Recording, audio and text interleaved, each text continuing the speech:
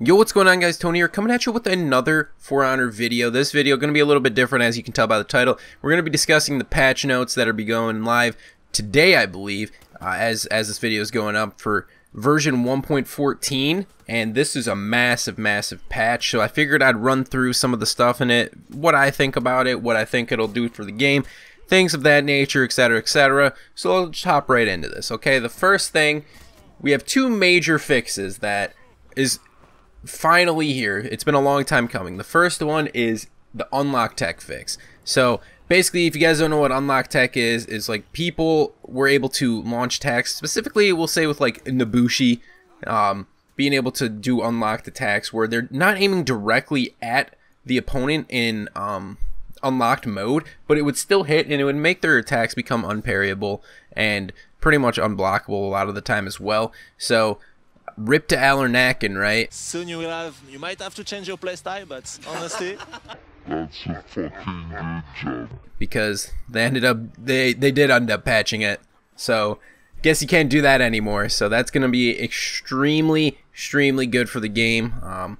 Like they've said before, they've mentioned things such as like whiff tech is being completely fine in the game because you're just whiffing an attack and then going into another attack. That can be both blocked and parried, but unlock tech is literally, you can't really do much. So that is a very good change for the game state. And in addition to this, they've been removing the zone flicker. Now, if you guys don't know what the zone flicker was, it was basically when people would zone, it's when like the opponent would start an attack from one stance, then they immediately cancel it into the zone attack. You would see the red indicator, usually from the top side, and then it would immediately change to that direction from the zone. It's seen a lot with characters like Orochi, Warlord, so where, you know, you're looking at that and it's kind of weird because reaction, your eye catches that first top indicator and you assume it's going to be like a top light or something from an Orochi since, you know, that's their best move. And then all of a sudden it goes into a zone, which is very quick, and a lot of times you couldn't be able to react to it.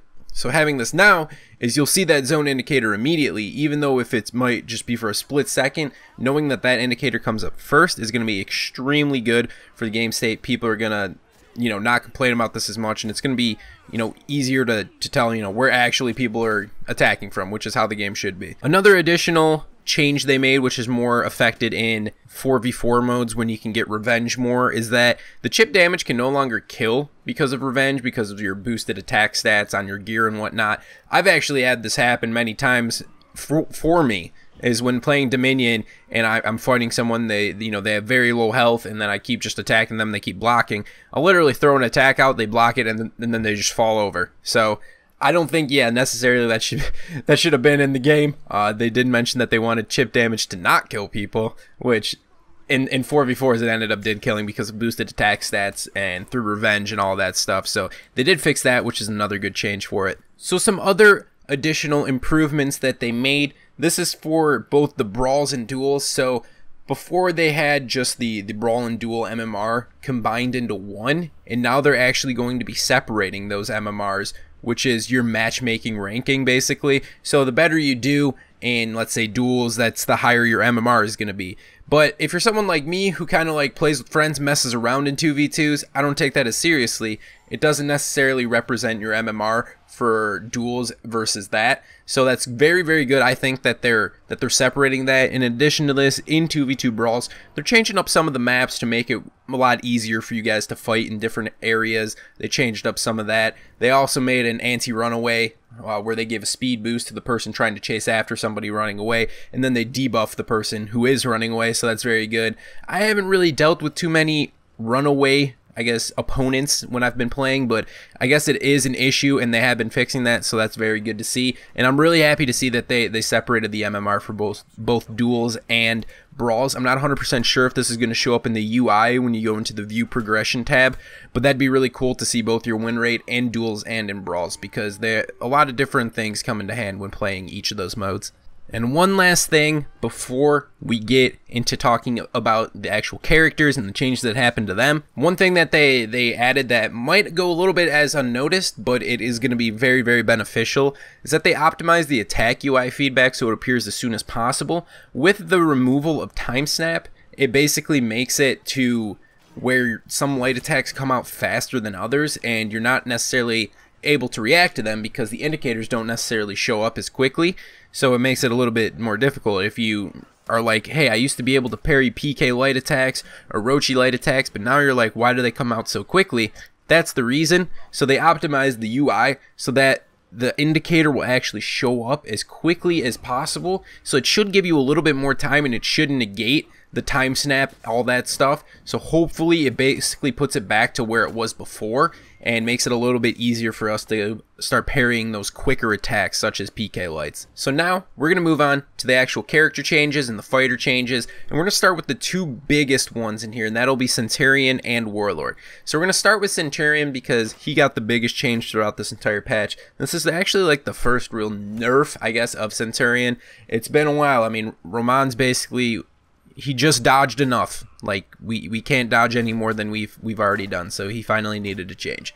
So I'm gonna read through these changes, then kind of discuss what I think about it. So his charged heavy attack range was decreased to 4.25 meters from 5. His charged heavy finisher range was decreased to 4.75 meters from 5.75. His uncharged heavy finisher link into jab delayed by 100 milliseconds or a tenth of a second.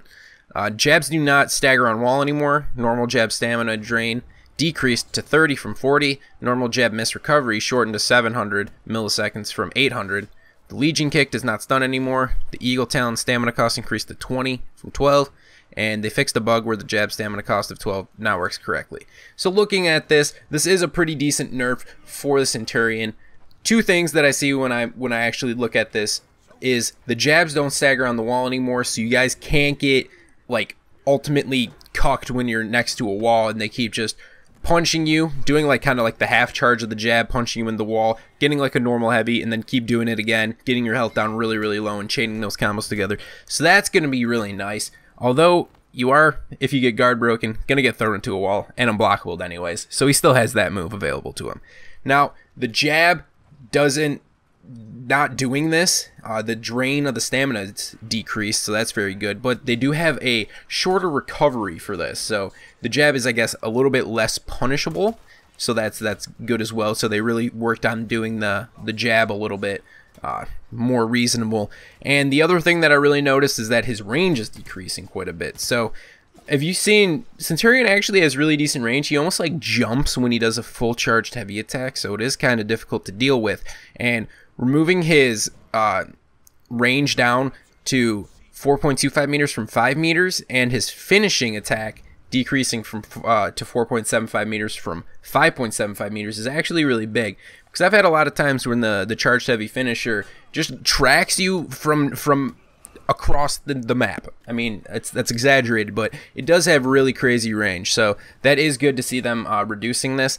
Do I think that this is going to make Centurion a bad character by now? No, it's just going to make people just basically go for the wall throws into the unblockables more, I guess, instead of trying to pin you up with jabs. So Centurion is still going to be a strong character by all means, but he's going to be a little bit easier, I guess, to deal with. But he is still going to be strong in my opinion. So next character was Warlord. If you guys remember last patch, he actually received quite a big nerf, reducing some of his damage, making the headbutt a little bit easier to react to. And they were like, holy crap, we did too much. So they're bringing the Warlord a little bit back up, giving him some values back. So they reverted the headbutt timing back to the values before he got nerfed. So it used to be the headbutt comes out 100 milliseconds into the animation, and then they changed it to 300 milliseconds, and I guess they found out that that was too long, so they reverted it back to 100 milliseconds again. They shortened the dodge recovery of him, so he couldn't dodge and get GB'd as easily, and they also increased his light attack damage very slightly by 1 on the side light attacks, and then his counter stab damage was increased by 2, up to 12 from 10. So these are just a little bit extra changes for him to go back up. I guess the headbutt thing is going to be the best for him, so it's a lot easier to throw out those headbutts and spam away with your little pokey sword and everything. So Warlord still should be an okay character to play. It's good though that he still has some of the damage reduced on his heavies and all that stuff, so he's going to be getting played a little bit more, I think, now. The real actually major update character that we have left is going to be Shinobi. Shinobi had been kind of nerfed to the ground, honestly, with changing up the kick to where you could only double dodge and you couldn't guard break instantly, which was something that was really good for a Shinobi mix-up tool. and also making the kick much easier to react to. Basically made Shinobi worthless because you hit him with 2 heavies and he's dead. So they're like, we better fix this guy a little bit. So what they did was they decreased the double dodge stamina to 24 from 29, so people can spam that out a little bit. The kick stamina cost was also decreased in half, so the kick costs way less to do, so you're going to see much more kicks, I believe, if you're going up against Shinobi. The backflip stamina was decreased in stamina cost, and as well as the front roll stamina cost was decreased. And the reflex guard duration was increased by 200 milliseconds, so he can have his guard actually up for 800 milliseconds versus 600 milliseconds, so he can block more attacks, etc., etc. And probably one of the biggest things is that he actually got a health buff. He is up from 90 health to actually 110. I don't exactly know where this puts him on the health charts. I still think he's the lowest. I think the next highest would be, I think, 120 health. But this will help Shinobi out quite a bit. I think he'd still be the lowest health character, but definitely having, you know, another bar or so of health will definitely help out the character in the future and allow Shinobi mains to have a decent time again, because it was looking pretty grim for them. Now, in addition to these 3 character changes that are kind of big, they did a plethora of bug fixes for almost every character.